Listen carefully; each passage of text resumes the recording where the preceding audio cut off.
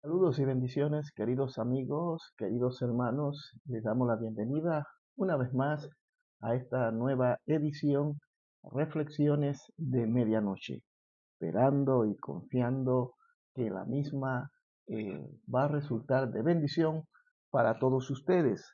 El propósito de estas reflexiones, lo hemos dicho en diversas ocasiones, no es tener un debate ni crear esa condición, sino reflexionar sobre las Sagradas Escrituras, sobre lo que el Señor dice acerca de nosotros, de las cosas que están sucediendo en el mundo, en la que cada uno de nosotros de alguna manera se ve implicado, directa o indirectamente. Buscamos a través de estas reflexiones eh, hacer un alto en el diario vivir y poder reflexionar, sopesar algunas cosas que suceden a nuestro alrededor. Y nosotros, como cristianos, tenemos la, la obligación, la responsabilidad de detenernos y pensar sobre las cosas que están sucediendo y de qué manera eso puede impactar nuestras vidas, las vidas de las personas que nos rodean y cómo nosotros podemos convertirnos en una respuesta en medio de una sociedad tan necesitada de Dios como esta sociedad del siglo XXI. Así que les damos la bienvenida a Reflexiones de Medianoche y una vez más confiamos y esperamos en el Señor, que resultará de bendición para sus vidas. Saludos y bendiciones y bienvenidos a Reflexiones de Medianoche. En estos tiempos se oyen cosas, se dicen cosas eh, de parte de aquellos que se supone que tenemos la responsabilidad de predicar correctamente la sana doctrina. Escuchamos por medio de las redes, por las plataformas sociales, una serie de enseñanzas que de repente nosotros nos preguntamos qué es lo que está realmente sucediendo, por qué se dicen tantas aberraciones, se proponen tantas enseñanzas que más que edificar, lo que provocan es confusión dentro del pueblo cristiano, el pueblo evangélico. Y nosotros, como pastores, como ministros del Señor y, y como ovejas, porque el hecho de que seamos ministros no nos lleva a despojarnos de esa condición de oveja. También tenemos pastores que nos enseñan, que nos instruyen, que oran por nosotros. Así que es un asunto que implica a todos nosotros. Y observamos cómo hoy se dicen tantas cosas, enseñanzas, personas que se constituyen en maestros, en profetas, en apóstoles, etcétera, etcétera, etcétera. Como dije al principio, el propósito de reflexiones de medianoche, atalayas, días finales, no es crear un debate, sino considerar estas cosas y llevarlo a la luz de la palabra de Dios. Porque como creyentes tenemos esa responsabilidad. Un día nosotros nos vamos a presentar ante el Dios Todopoderoso y tendremos que dar cuenta de nuestra mayordomía. Yo el domingo pasado hablaba en la iglesia, en el sermón de ese domingo, sobre nuestra responsabilidad, porque somos administradores de nuestro tiempo, somos administradores de nuestros hijos, somos administradores de nuestro dinero, de todas las cosas, de nuestros talentos, de nuestros dones que Dios ha puesto en nosotros. Y un día todos, absolutamente todos, tendremos que dar cuenta a Dios de nuestra mayordomía. Somos somos oicónomos y nosotros tenemos la responsabilidad de administrar el domo, que es la casa de Dios.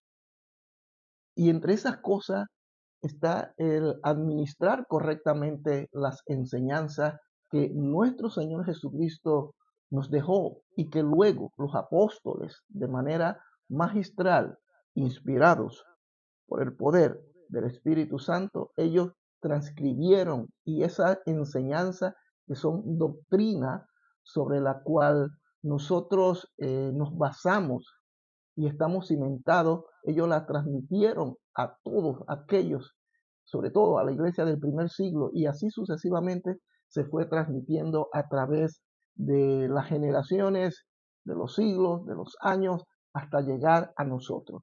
Nosotros tenemos la responsabilidad de administrar correctamente, además de todas esas cosas que les he mencionado, tenemos la responsabilidad, y hago mucho énfasis en ello, de administrar las sanas doctrinas.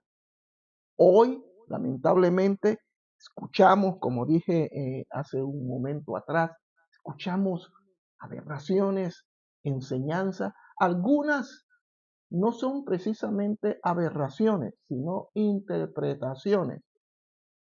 Y otras son aberraciones doctrinales, es decir, que van en contra de lo que dice la palabra del Señor.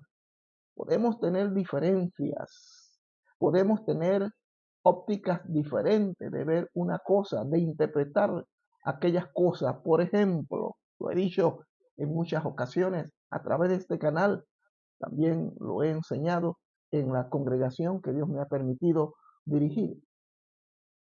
Todos creemos que existe el infierno, todos creemos que somos salvos por gracia, todos creemos que existen los ángeles, pero cada uno, o mejor dicho, hay diferentes escuelas de interpretación que lo miran desde otra óptica, tienen una manera diferente de interpretarlo, pero no niegan aquellos. Algunos dicen que los ángeles tienen alas, otros dicen que no, algunos dicen que el infierno está aquí en la tierra, otros dicen que el infierno está en el cielo, en el ciberespacio, otros dicen que nosotros somos santos, otros dicen que somos santos por medio de las obras, y así sucesivamente. Si observa o escucha lo que estoy hablando, son interpretaciones. El problema está cuando nosotros negamos aquello, negamos que existe el infierno, negamos la salvación, negamos la deidad de Cristo, negamos que existen los ángeles y cosas como esas, y el infierno. Cuando negamos aquello, entramos en una deriva de apostasía, porque estamos negando lo que dice la Biblia, que son las doctrinas fundamentales sobre las cuales nosotros estamos cimentados. Cuando alguien niega aquello, allí sí hay un problema, y nosotros tenemos que enfrentarnos a ellos, a esos pensamientos, a esas ideas que van en contra de lo establecido en la palabra. Pero cuando se trata de interpretación, debemos respetar a aquellos que piensan diferente a nosotros, porque no están negando aquello, sino que están interpretándolo de una manera diferente. Así que no podemos señalar a esos hermanos, a esas personas como herejes. Debemos tener mucho cuidado cuando nos referimos a algunas escuelas de pensamiento que tienen una manera diferente de ver las cosas. Así que eso es muy importante, que nosotros como pastores lo enseñemos, instruyamos a nuestros miembros, porque hoy lamentablemente, a raíz de tanta locura, de tanta mentira que reina en este mundo, la iglesia del Señor no se ha escapado de estas cosas extrañas que están dándose en esta sociedad. Entonces debemos diferenciar entre aquel que se hace apóstata, que niega las enseñanzas fundamentales de nuestro Señor Jesucristo, y aquellos que tienen una manera diferente de interpretarlo. Son dos cosas pero muy diferentes que debemos nosotros sopesar. Ahora, ahora, ¿qué sucede? Hay un tema que en estos tiempos, bueno, ha sido un tema que se ha eh, esgrimido desde los centros teológicos, desde el seno de la propia iglesia y en los seminarios teológicos, y es sobre la salvación. Hay muchos temas muy difíciles de entender, de interpretar, y repito, siempre y cuando no lo neguemos, no neguemos en este caso la salvación, no habría ningún problema. El problema está en la interpretación. Pero aún así debemos tener mucho, pero mucho cuidado. Este tema, o este tema sobre la salvación, nosotros no lo podemos ignorar. Es posible que para muchos hermanos en América Latina, de donde somos nosotros, la mayoría de los que estamos acá y conformamos las iglesias latinas, venimos de Sudamérica, Centroamérica, el Caribe o el norte. Y generalmente estos temas muy poco se tocan dentro de nuestras congregaciones porque quizás no tienen no toman la importancia que deberían de tomar. Acá en Europa sí es muy importante hablar sobre esto, porque muchas de estas interpretaciones se originaron en el seno de movimientos reformadores, como fue en el caso de Martín Lutero, Juan Calvino y otros reformadores que desarrollaron en el transcurso de la Gran Reforma ciertas escuelas de interpretación. No es que inventaron una nueva doctrina, sino que interpretaron la doctrina de esta manera y hoy viene siendo eh, la postura de muchas organizaciones eclesiásticas, llámense Asamblea de Dios, Iglesia Metodista, Bautista, Reformada, Episcopal o cualquier otra iglesia que tiene su origen dentro de la Gran Reforma. Y lo que se toca en los seminarios, acá en Europa, mucho. Mire, yo en la ciudad de Basel, Suiza, en el año de 1994, cuando hice mi primer viaje misionero, conocí un centro teológico, uno de los más antiguos en Europa, si no me equivoco, en la ciudad de Basilea. Fue fundado aproximadamente en el año 1200 y tanto. Hay una iglesia antiquísima ahí a la orilla del gran río Rin, llamada, creo que se llama la Elizabeth Kirchen, o mejor dicho, la iglesia de Mute. Y esa es una iglesia que data de los años 1300 y tanto. Pues allí en la ciudad de Basilea, Basel, como le llaman en otros idiomas, está una de las universidades o centros teológicos más conocidos, famosos y antiguos. De hecho, muchos latinos han ido a estudiar allí.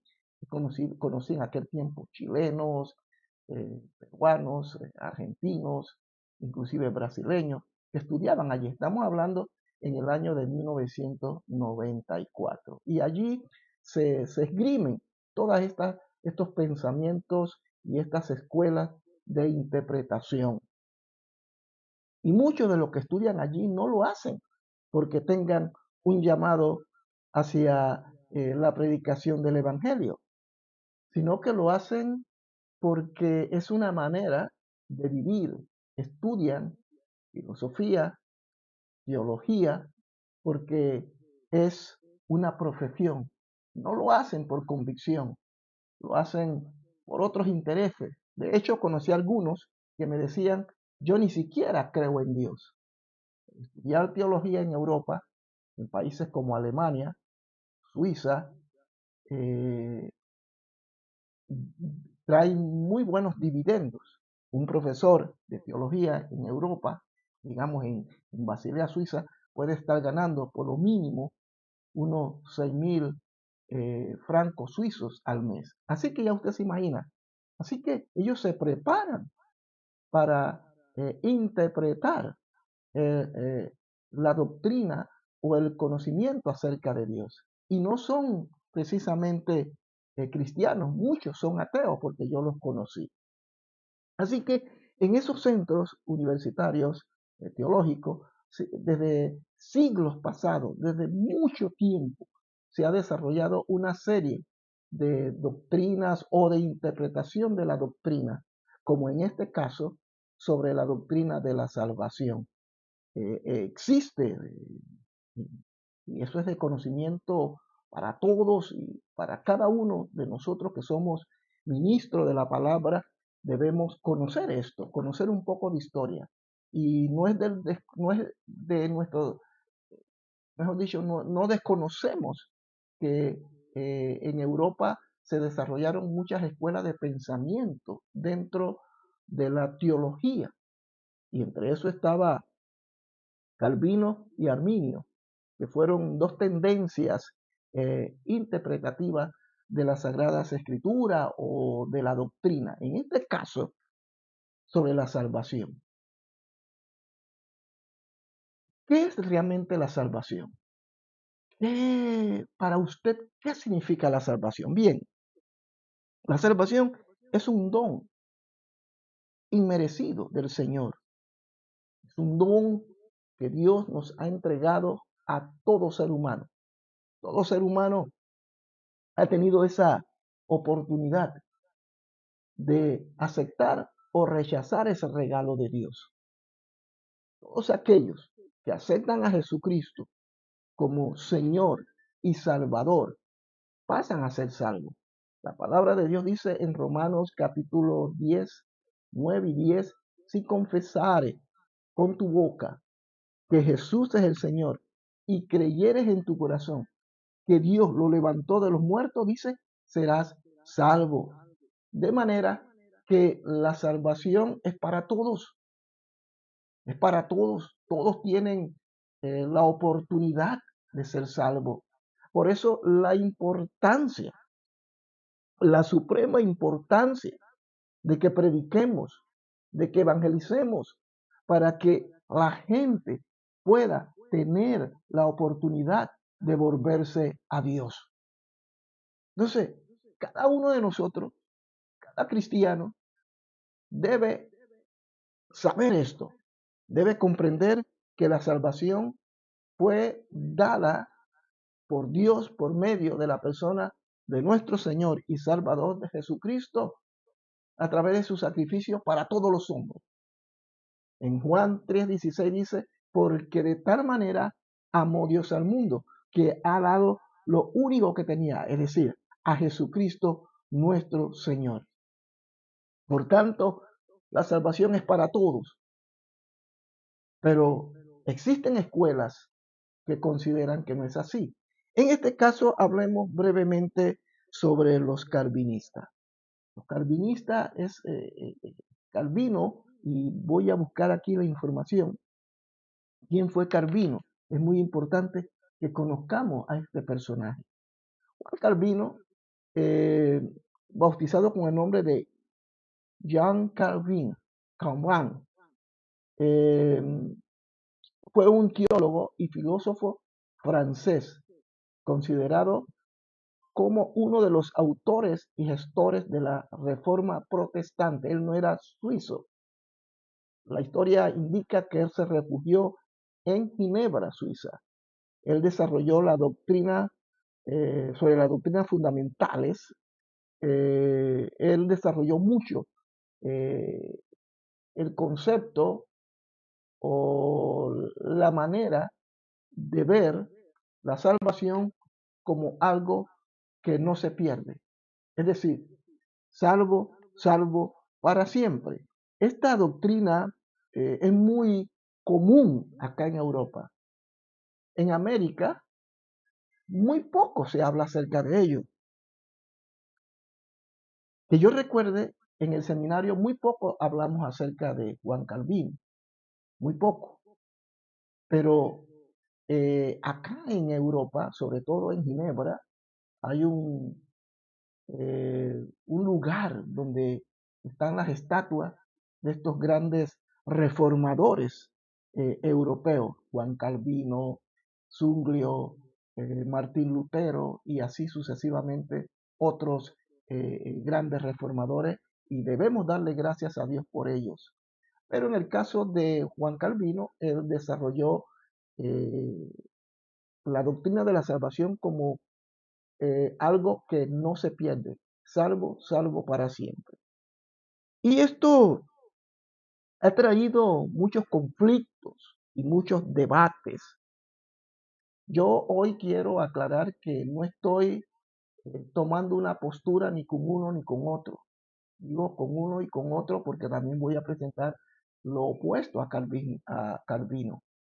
Yo sé lo que creo y yo me mantengo en mi postura y yo soy independiente. Porque antes de que yo estudiara en el seminario, antes que yo conociese la historia de Juan Calvino, yo siempre tuve la convicción de que la salvación se puede perder a causa del pecado. Luego reconsideré y estudiando y buscando en las Sagradas Escrituras textos bíblicos que respaldaran lo que ahora es mi postura, yo llegué a darme cuenta que la salvación como tal no se pierde, eso es cierto. La salvación como tal no se pierde, pero el individuo que es el sujeto de la salvación sí se puede perder y hay suficiente evidencia en las Sagradas Escrituras, pero esta reflexión de esta noche no tiene como propósito detenernos en ello, pero hay suficientes pasajes bíblicos que indican que el ser humano, aquel a quien Cristo rescató y compró con su sangre, se puede descarriar, se puede perder. Uno puede cometer pecados terribles. Si uno se arrepiente, como dice las Sagradas Escrituras, si alguno hubiese pecado, abogados tenemos para con el Padre, a Jesucristo el justo. Entonces, yo creo que la salvación como tal no se pierde, porque es un regalo de Dios, es un don de Dios, que Dios nos los entregó a nosotros. Y ese regalo, ese don, se resume en la persona de Jesucristo. Ese es el más grande regalo. Y todos aquellos que invocaren el nombre de Jesucristo serían salvos. Eso dice la Biblia. Por tanto, ese es el supremo regalo que Dios nos entregó y ese regalo Dios no nos lo va a quitar. Pero yo, que soy el sujeto, yo, que soy el que tengo que decir si lo tomo o no, ese regalo, me puedo perder. Si lo tomo y no cuido mi vida, me puedo perder. Bien, Juan Calvino desarrolló en su propuesta, en, su, en lo que él creía que no era así. La salvación no se podía perder. Y toman como pasaje bíblico San Juan capítulo 10, verso 28, y dice así, y yo les doy vida eterna y jamás perecerán y nadie las arrebatará de mi mano. Hablando de que una vez que la persona es salva para siempre porque el Señor no les puede arrebatar de sus manos. Ese texto bíblico lo utilizan mucho y otros más a los que ahora yo no voy a citar, pero ese es uno de los principales. Y sí, si uno lo lee, aparentemente es así. Y yo les doy vida eterna y jamás perecerán y nadie las arrebatará de mi mano, es decir, sus ovejas. Nadie la puede arrebatar de las manos del Señor. Una vez que nosotros aceptamos a Jesucristo, somos salvos. Somos salvos porque estamos en sus manos. Pero yo propongo lo siguiente, es que Dios no nos obliga a ser salvos, por una parte. Dios no nos obliga a ser salvos.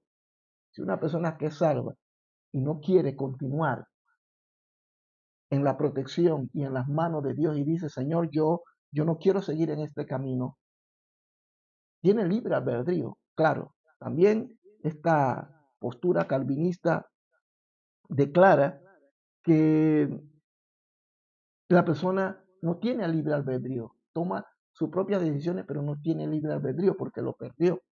Yo discrepo en eso. Yo creo que el hombre sí tiene libre albedrío, tanto el pecador como el que está en Cristo. Pero bien, no vamos a entrar en ese debate ahora.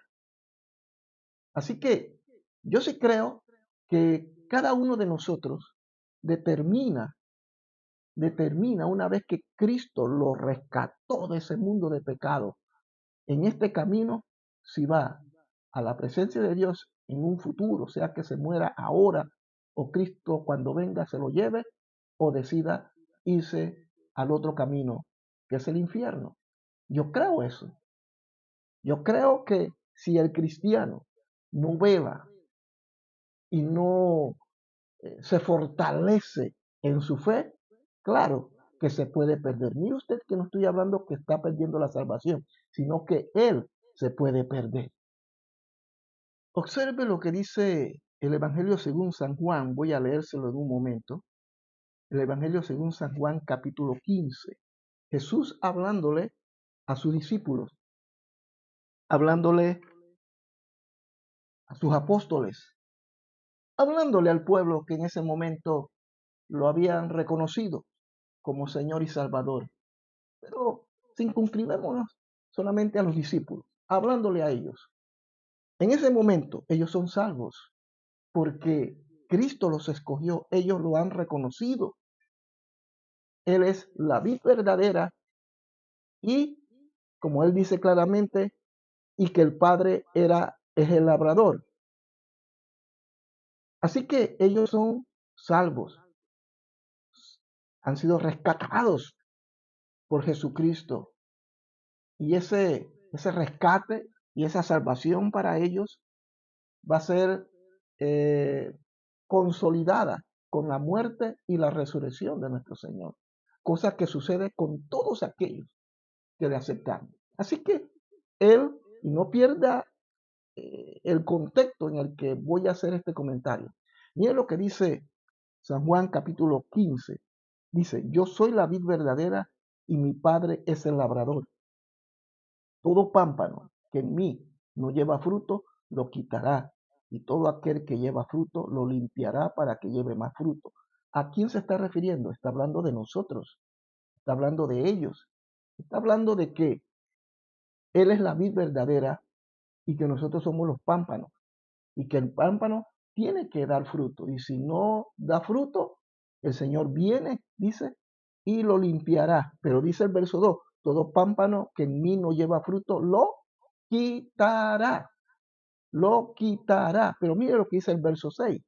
El que en mí no permanece, estamos hablando de los apóstoles que son salvos, que Cristo es el Señor y que luego de su partida al cielo, Él va a vivir dentro de sus corazones, dentro de ellos.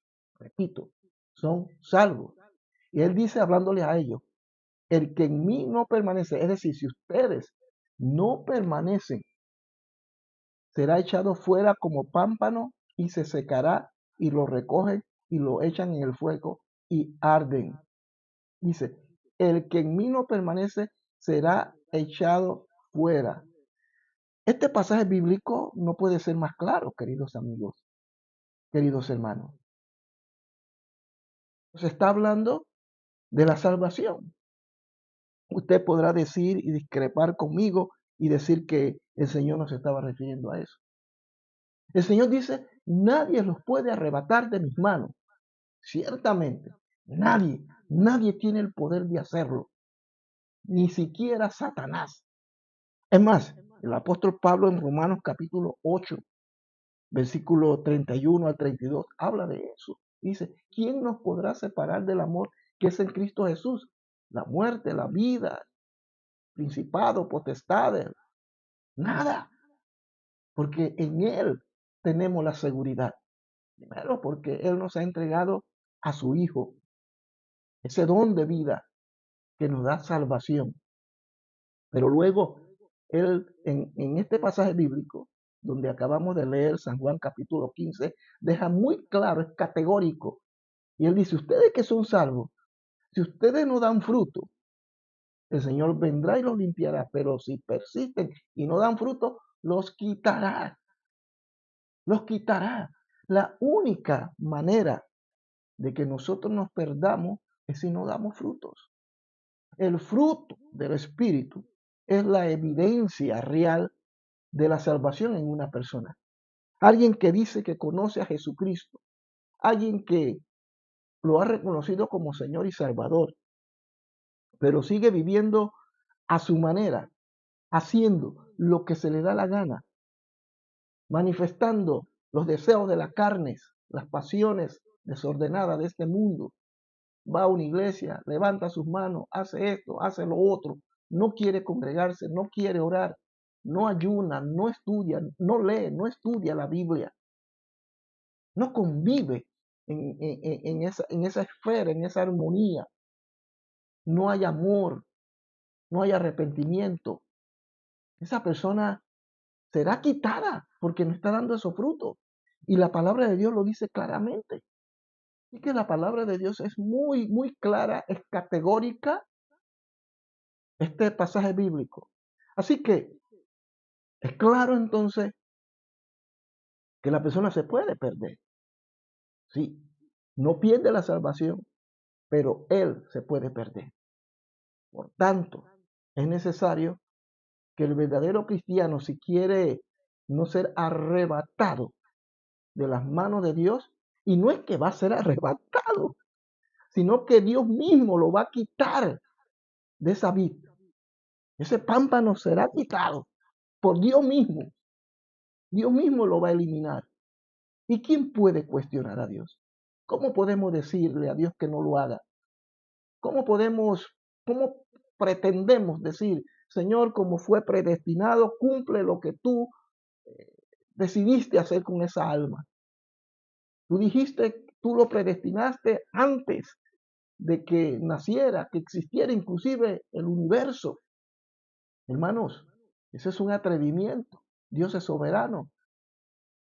Y el tema de esta noche no tiene que ver con la predestinación, pero Dios es soberano para determinar lo que a Él se le dé su soberana gana. Y si una persona que es salva, pero no da fruto, al no dar fruto significa que comienza a hacer cosas que van en contra de la naturaleza en la que Él está inmerso, se supone, porque es nueva criatura. Pero si se arrepiente, el Señor es justo, es bueno para perdonarle. Este asunto no se trata de que hoy te conviertes, mañana te desconviertes. Hoy te conviertes, mañana te desconviertes. Mañana te desconviertes y hoy te vuelves a convertir. No se trata de eso, porque la salvación es un estado eternal. Desde que aceptaste a Cristo, el día que te mueras en Cristo, irás a reinar con Él y vas a participar de todas sus promesas.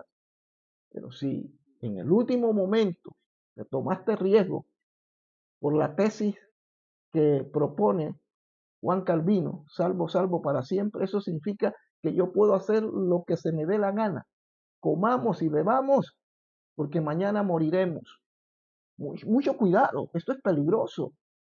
Yo creo que la salvación como tal no se pierde, pero el individuo sí se puede perder. La salvación hay que cuidarla. Mire lo que dice el apóstol Pablo en el libro de Filipenses, capítulo 2. Filipenses capítulo 2, si no me equivoco, versículos 12 y 13. Mire lo que dice el apóstol Pablo. Mire lo que dice. Por tanto, amados míos, como siempre habéis obedecido, no como en mi presencia solamente, sino mucho más ahora en mi ausencia, ocupaos en vuestra salvación con temor y temblor. Yo creo que lo que el apóstol Pablo está tratando de decir a través de este pasaje bíblico es que nos cuidemos nosotros, más que la salvación como tal, porque repito, no se pierde, sino nosotros que somos el sujeto de la salvación. La salvación no es una persona, la salvación no se trata de alguien que tiene emociones y sentimientos. No, la salvación es un regalo de Dios. Tú que sí tienes emociones, tienes sentimientos, tienes alma, tienes espíritu de vida, tú, si no das fruto, si no permaneces firme en los caminos del Señor con la mirada puesta en Jesucristo, te puedes perder. Mire, el ejemplo más claro lo podemos ver en la parábola del, del hijo pródigo. Él nunca, jamás dejó de ser hijo, jamás. Siempre fue hijo y el padre siempre estuvo dispuesto a perdonarlo. Siempre, siempre estuvo ahí pendiente. ¿Qué tiempo pasó? ¿Un año, 2 años, 3 años? No sé, pero lo cierto es que su padre siempre lo esperó con los brazos abiertos. Gracias a Dios que la historia terminó bien, pero no siempre es así. ¿Qué trato de decir con esto? Que el hijo por haberse ido dejó de ser hijo. No, pero él tuvo que manifestar arrepentimiento ante el Padre para poder ser recibido. Pero el Padre nunca perdió la esperanza. Hay tantos hijos pródigos, tantos cristianos que son salvos por la misericordia de Dios. Pero si ellos no regresan a la casa del Padre, se perderán. No así sucedió con el hijo pródigo, pero podría suceder y está sucediendo lamentablemente. Entonces, queridos amigos, queridos hermanos, este es un debate que lamentablemente dentro de la iglesia no se está dando. Las razones pueden ser muchas, quizás temor, ignorancia del tema, quizás los pastores no quieren poner el acento sobre la I, quizás no quieren esforzarse porque esto va a demandar un esfuerzo, estudiar, informarse, desarrollar esta temática es muy importante. Que si es cierto que aquellos que sí creemos que el cristiano que ha sido salvo se puede perder si no mantiene su fe, es cierto que nosotros tenemos que hacer un esfuerzo por capacitarnos y enseñar esto. Estamos más enfocados en otras cosas, porque de esta enseñanza depende que muchos no se confundan y que muchos no malinterpreten lo que dice la palabra. A raíz de esta interpretación de la salvación, hoy se cometen abusos, se dicen cosas y lo terrible de todo que después de haberla dicho la siguen repitiendo y la siguen sustentando con textos bíblicos. Y créame, yo no estoy de acuerdo con aquellos que defienden cierta postura respecto a la salvación y ya voy a referirme a ello. Pero bien, también estaba la postura o está la postura de Arminio, que fue un teólogo, Jacobo Arminio, o Jacobus Arminius, fue un teólogo protestante neerlandés de los Países Bajos, escritor y profesor de la Universidad de Leiden. Arminio eh, desarrolló lo opuesto a Calvino. Calvino decía que la salvación no se perdía, que estábamos predestinados y que por tanto, una vez que somos salvos para siempre, independiente a las diabluras que hagamos. A grosso modo, eso es lo que Calvino planteaba. Mientras que Arminio, por eso de ahí surge el término arminiano, que somos, bueno, muchos tenemos esa línea arminiana. Arminio consideraba que el hombre sí podía perder la salvación, ¿verdad? Quizás lo que él quería decir, que el hombre se podía perder como yo lo he planteado ahora, y no la salvación. Y Arminio decía que era necesario. No voy a entrar en una clase, en un curso de historia sobre este personaje, pero a grosso modo lo que él proponía y sostenía, que el hombre tenía que aferrarse, tenía que buscar en ayuno, en oración, el estudio de la palabra, que teníamos que mantenernos firmes, porque el diablo podía venir y podía eliminarnos, sacarnos de la carrera y que podíamos perder la salvación. Así que uno decía que no se pierde, que existía o existe un grupo de elegidos, personas que por más que hagan cosas horrendas, ya son salvas y que Dios va a pasar por alto todo aquello. Que hay un grupo de personas, no sé cuánto, no sé cómo ellos lo pueden determinar, pero que hay un grupo, hablo de los calvinistas, que hay un grupo de personas por la que Cristo murió.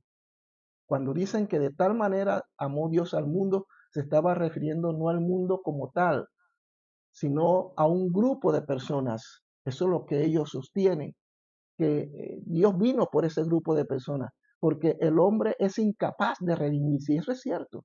Nosotros lo creemos, no hay nada bueno en el hombre, no hay nada, del hombre no puede salir nada bueno, ni siquiera de nosotros que somos cristianos, que hemos tenido una experiencia con Cristo. Aún esa naturaleza pecaminosa está en nosotros y luchamos diariamente.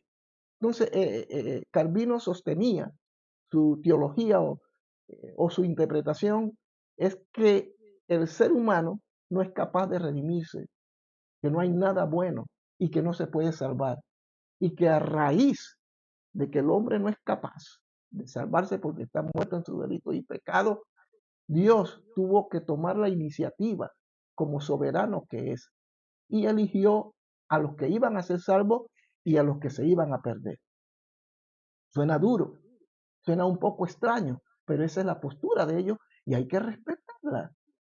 Pero yo no estoy de acuerdo, porque ese no es el Dios que yo conozco. Dios ama a todo el mundo. Cuando dijo de tal manera amó Dios al mundo, estaba hablando de todo el mundo, de toda lengua, de toda raza, tribu en la tierra, y que Dios quiere que todos procedan al arrepentimiento. Este es un debate que se ha dado durante siglos entre los calvinistas y los arminianos. Y los arminianos dicen que no es así, que el hombre está muerto en su delito y pecado, es cierto, pero que de alguna manera Dios interviene para que el hombre vuelva en sí y reconozca que Dios es el Señor, se arrepientan y Cristo los saque de esa condición. A grosso modo, ese es el planteamiento de ambas posturas. Yo en lo personal, repito, esta es mi postura, yo sí creo que el hombre se puede perder y que nosotros, porque el Señor lo dice allí, donde leímos hace un momento, lo vuelvo a citar, permítame buscarlo, permítame buscarlo. Sí, aquí está. El Señor dice, yo soy la vid, vosotros los pámpanos. El que permanece en mí y yo en él, este lleva mucho fruto. El Señor dijo, nadie los podrá arrebatar de mis manos, porque estamos insertados en la vid. Pero si no doy fruto, Él nos va a eliminar. La vida cristiana no se basa en obras, pero se manifiesta en obras. Nosotros no somos salvos por nuestra justicia, por lo que podamos hacer. Somos salvos por el sacrificio de Cristo. Pero ese sacrificio que Cristo hizo en nuestras vidas, al aceptarlo como Señor y Salvador, se tiene que transformar en fruto. Y esos frutos se manifiestan a través de obras. No significa que nuestras obras nos están salvando, sino que se están manifestando de esa manera. Y si nosotros, en eso consiste la vida cristiana, y si nosotros como cristianos no somos capaces de dar fruto como el Señor lo demanda, entonces Él nos cortará, nos cortará. Es la única parte donde la Biblia dice, nos cortará. Es decir, suponiendo la tesis de Calvino, que fuimos predestinados y que somos salvos para siempre, eso es cierto, si permanecemos en la vid y si damos frutos. Pero ¿cómo puede ser posible que un cristiano que está en la vid no está dando fruto? Dios lo va a eliminar. Pero claro, tanto una como la otra postura siempre van a sacar argumentos y textos bíblicos que descomponen o derriban el argumento de uno y del otro. Bien, aquí entramos ya en la parte final. Entramos en un tema bastante delicado que tiene que ver mucho con esto que estamos hablando. Y yo lo planteo como una pregunta. ¿Se puede justificar el suicidio? ¿Qué piensa usted? ¿Cree usted que el suicidio nos puede llevar al infierno? ¿Sí o no? Yo le doy mi opinión. Yo creo que sí. Una persona que se suicida puede perderse por la eternidad. Pero la línea calvinista dice lo contrario.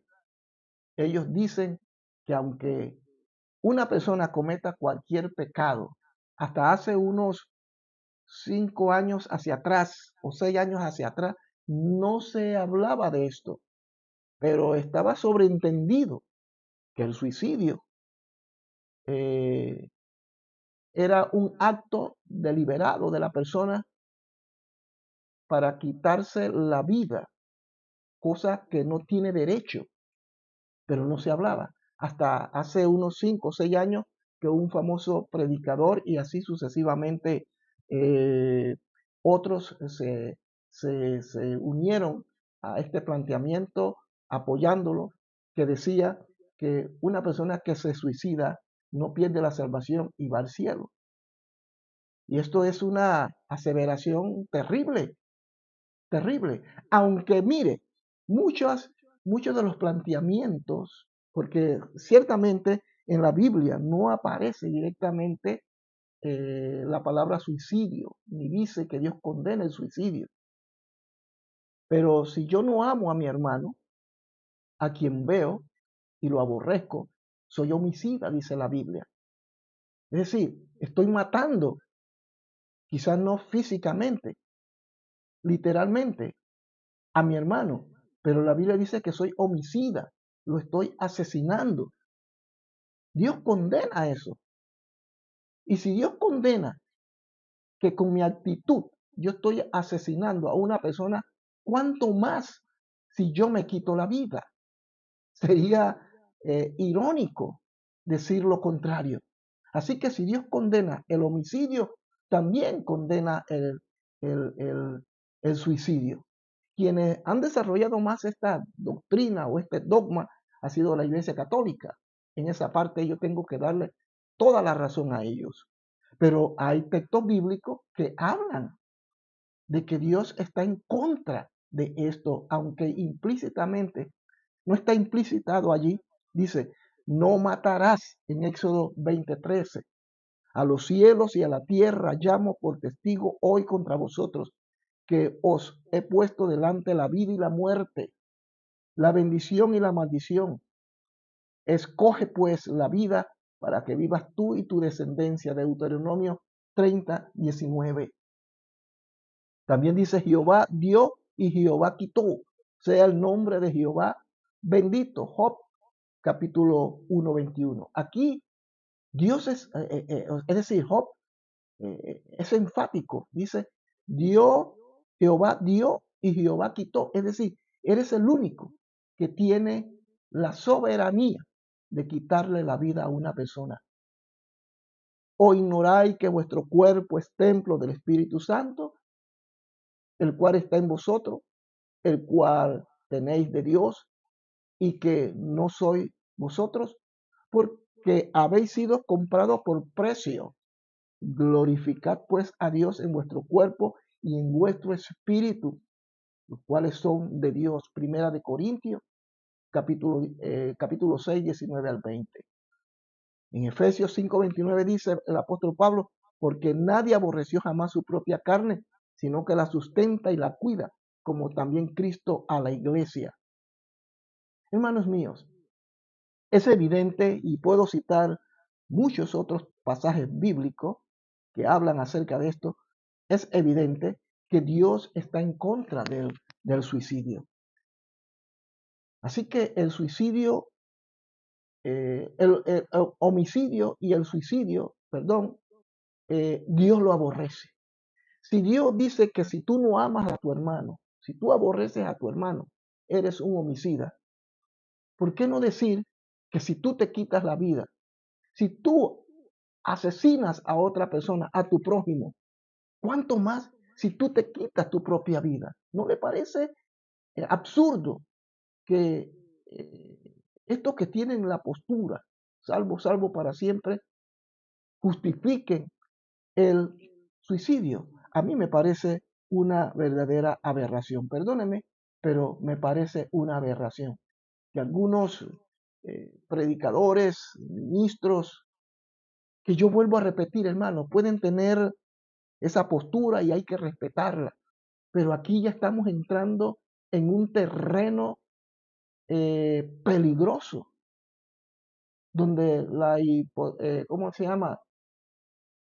Donde argumentar con la palabra que Dios lo justifica, que alguien se quite la vida, es un efecto llamada para que pastores y personas que no son ministros, que están atravesando por situaciones duras, difíciles en esta vida, falta de trabajo, enfermedades, crisis familiares y una serie de situaciones, es lógico que la gente se deprima. Y es ahí donde el diablo encuentra un terreno fértil para meter en la cabeza de los individuos, hablo de los cristianos, que se quiten la vida. Entonces, ¿cuál es la diferencia entre que se quite la vida un impío y se quite la vida uno que es cristiano? Estamos hablando de que Dios está aprobando una cosa y está desaprobando otra. No tiene sentido. Perdóneme. ¿Por qué estoy tocando este tema? Porque es lo que se habla en estos días con la noticia de un pastor en República Dominicana que se quitó la vida. Donde nuevamente sale a la palestra el tema y se insiste de que posiblemente ese hermano se fue al cielo. Inclusive algunos dicen este hombre de Dios que amaba a Dios. ¿Cómo puede un hombre que ama al Señor quitarse la vida? Yo no puedo asegurar, no lo puedo asegurar, no tengo prueba que este individuo, que esta persona, y nuestro pésame para su familia, que se quitó la vida, es posible que él manejara esta doctrina o esta interpretación donde se dice salvo, salvo para siempre, y donde los grandes defensores de esta postura dicen que el suicidio no es malo, porque ya es salvo y si se suicida es su derecho. No, señores, están equivocados y estamos llevando al pueblo, a la iglesia, a confusión y que dentro de la misma, sabiendo la cantidad de hermanos deprimidos que están atravesando por luchas y pruebas, puedan considerar el quitarse la vida. Es peligroso y debemos tener mucho cuidado con lo que decimos. Mire, queridos hermanos, escuche lo que les voy a decir. Hay momentos en que los creyentes pueden dar su vida al servicio de Cristo, mártires, pero es un acto voluntario y este acto voluntario por amor a Dios no se puede considerar un suicidio. No se puede considerar un suicidio. Todos nosotros que servimos al Señor estamos en la disponibilidad de dar nuestra vida por Dios. Jesucristo no cometió un suicidio. Él dio su vida, la entregó para cumplir el plan profético de Dios. Faltaría más, no faltaría más que digan que Cristo se suicidó. No faltaría que lo digan algunos. Entonces, querida iglesia, queridos hermanos, creo fielmente que nosotros primero podemos perdernos, sí. Y para garantizar que eso no suceda, tenemos que estar pegados a la vid y como pámpano dar frutos. Eso es lo que garantiza que nosotros podamos permanecer firmes hasta el final. No creo que Dios eligió un grupo y a otros lo desechó, porque al final ambos grupos eran, no merecían el amor y el perdón de Dios.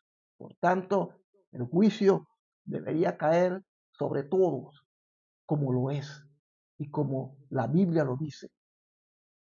Pero Dios no escogió un grupo y dijo, bien, ustedes todos son perversos, pero yo tendré que elegir a quienes yo voy a salvar para la eternidad y a quienes voy a condenar. Yo no creo en ese Dios, amados hermanos, perdónenme. Yo creo que Dios ama al mundo y Dios quiere que todos procedan al arrepentimiento. El hombre está en condenación. Con esto debo ir ya casi finalizando, pero permítame citarles el Evangelio según San Juan, capítulo 3. San Juan, capítulo 3, el versículo 18. Mire lo que dice el versículo 18. El que en él cree no es condenado, pero el que no cree ya ha sido condenado. El hombre está condenado. El ser humano no necesita hacer nada, ni bueno ni malo, para ir al cielo o para ir al infierno. Ya, así, tal como está, ya está condenado. El hombre no va a ser condenado por los pecados que pueda cometer ahora. Y no estoy haciendo una apología a pecar. No, lo que estoy diciendo es que el hombre, con la caída de Adán, con el pecado de Adán y de Eva, el hombre entró en condenación y está en condenación actualmente si no reconoce a Jesucristo como su Señor y su Salvador. Eso es lo que me dice la Biblia. Pero cuando el hombre viene a Cristo, Dios rompe esa maldición, rompe eso que lo separaba de Dios. Esa espada de Damocles que estaba sobre su cabeza es quitada y pasa a tener vida y vida en abundancia. A partir de allí empieza un proceso de santificación. En el momento que aceptó a Cristo, ahí se operó uno de esos procesos. La persona es santificada, es separada por Dios. Pero también hay un proceso lento, día a día. Y no es por nuestro esfuerzo, sino por lo que ya Cristo hizo. De igual manera, la salvación es un proceso hasta que lleguemos a la perfección a la que Dios nos llamó. Mientras que nuestros piececitos toquen esta tierra, seguiremos siendo pecadores, gente capaces de hacer cosas aberrantes, hablo de creyente, de decir barbaridades, de caer en pecado, de hacer cosas que no agradan a Dios. Pero gracias a Jesucristo que si alguno hubiese pecado, abogados tenemos para con el Padre, al justo, a Jesucristo. Pero si la persona, ese cristiano no se arrepiente y da por sentado de que es salvo y que no necesita hacerlo, entonces se perderá. Por otra parte, plantear de que Dios vino por unos cuantos, que hay unos elegidos, es poner a Dios en una encrucijada y darle el calificativo de que es un Dios que tiene preferencia y Dios no actúa así, hermanos. Eres Dios todopoderoso. Yo creo en la predestinación, sí, ese es un tema que podemos tocar en otra ocasión, pero no al punto de que digamos que hay un grupo que ya está destinado a la perdición. Entonces, ¿para qué evangelizar? ¿Para qué predicar? ¿Cómo determinar quiénes son los elegidos? No tiene, hermano, sentido lo que se plantea por parte de esta doctrina o de esta interpretación calvinista. Yo no me considero arminiano, pero prefiero asumir esta postura y no la que les acabo de mencionar. Es lógico que los arminios también cometió errores, se fue al otro extremo, porque debemos aclarar, hermanos, que nosotros no somos salvos por obra. Entre más obra hagamos, más soy salvo. No, eso no es cierto. En el momento que aceptamos a Jesucristo como nuestro Señor y como nuestro Salvador, nosotros somos salvos. Ahora dependerá de nosotros, de nuestra relación con Dios diaria, todos los días. Comencemos a desarrollar una comunión íntima con Él, que le conozcamos mejor, que si pecamos nos arrepintamos, que comprendamos que esta es una lucha y que el enemigo está ahí tratando de destruir la obra de Dios, destruir lo que Cristo hizo en nuestras vidas y que debemos dar fruto, porque si no damos fruto es la única parte donde Él nos va a cortar. Eso es evidente. Y nosotros, como predicadores, como pastores, debemos informarnos, debemos predicar el Evangelio completo, pero antes de hacerlo debemos estudiar, debemos capacitarnos, debemos tomar en serio lo que Dios nos ha entregado. Somos administradores. Recuerde que así empecé hablando. Somos mayordomos del Señor. Yo creo mucho en la teología bíblica porque me lleva a estudiar la Biblia sabiendo que la Biblia es su propia intérprete.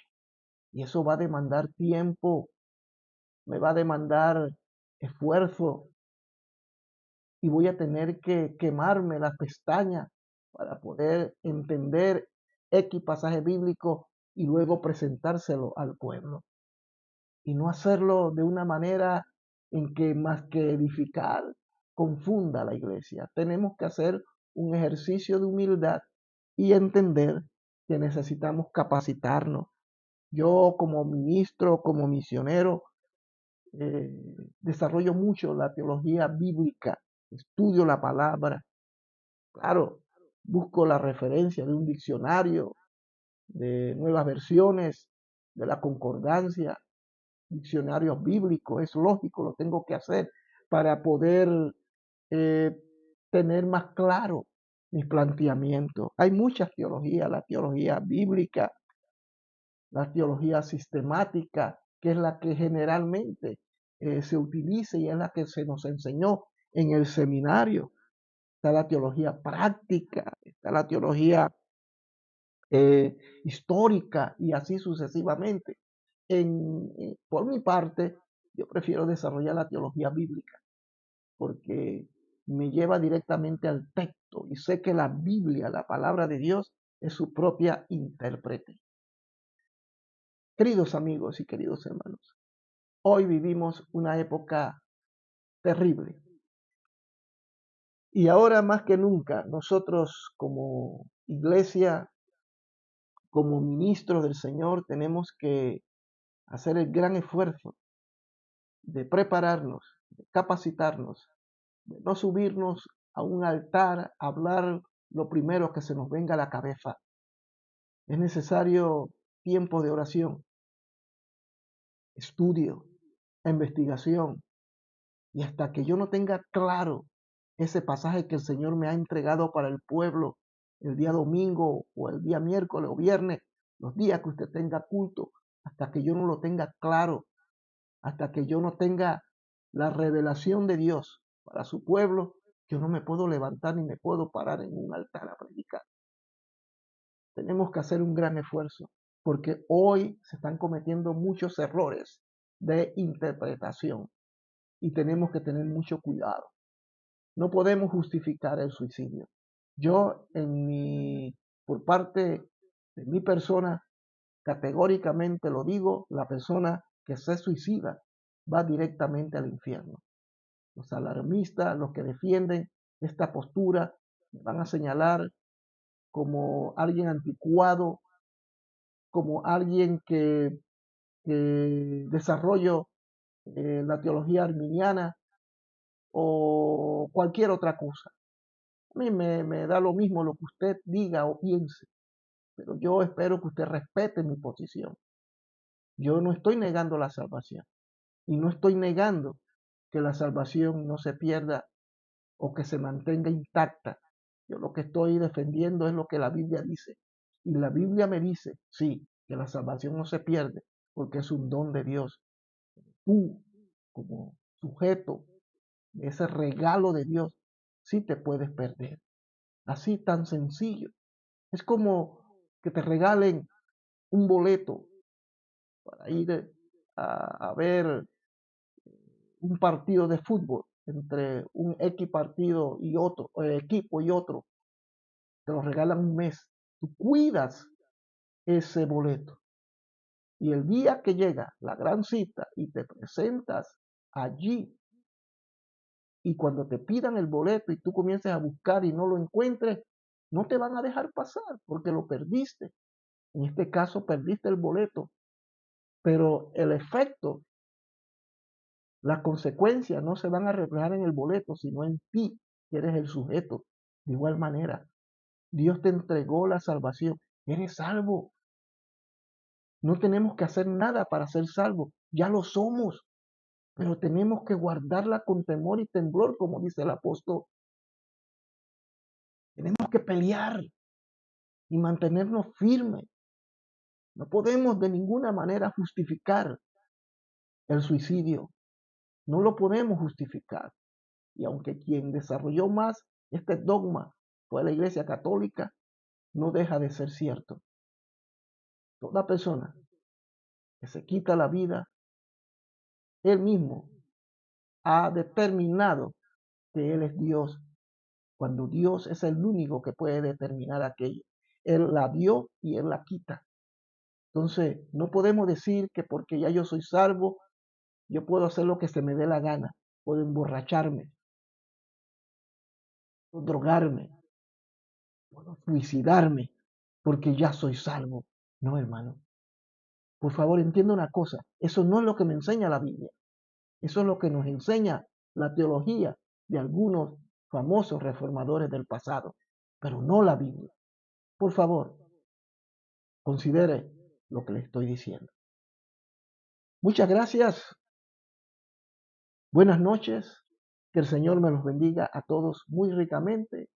Y recuerde, suscríbase a este canal. Dele like para que el algoritmo de YouTube nos recomiende a otras personas. Comparta este enlace con otras personas y nos veremos en una próxima entrega. Dios me los bendiga muy, pero muy ricamente y será entonces hasta una próxima ocasión. Saludos y bendiciones desde aquí, desde la ciudad de Bruselas, Bélgica.